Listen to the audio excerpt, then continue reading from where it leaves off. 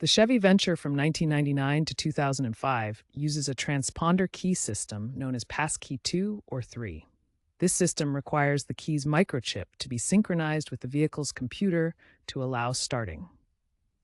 The transponder key system uses passkey 2 or 3 technology.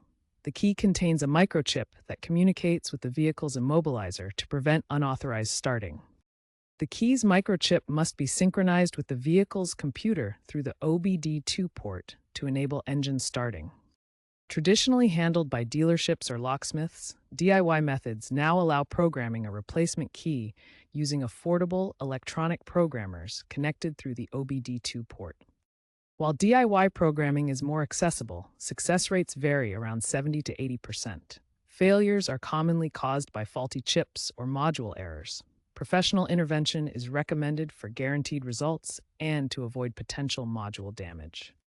To program a Chevy Venture transponder key, you'll need a blank transponder key available online and a compatible programmer like the Autel Maxi IM IM608.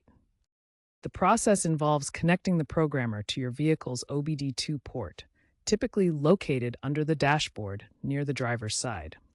Follow the programmer's instructions, which usually involve cycling the ignition multiple times to allow the device to learn the new key. After programming, test the key by starting the engine. A successful programming will keep the security light off. Note that older models may have VAT systems that can be bypassed with wire jumps, but this disables the anti-theft system and comes with risks. Always use legally obtained keys and be aware of potential warranty implications or error codes.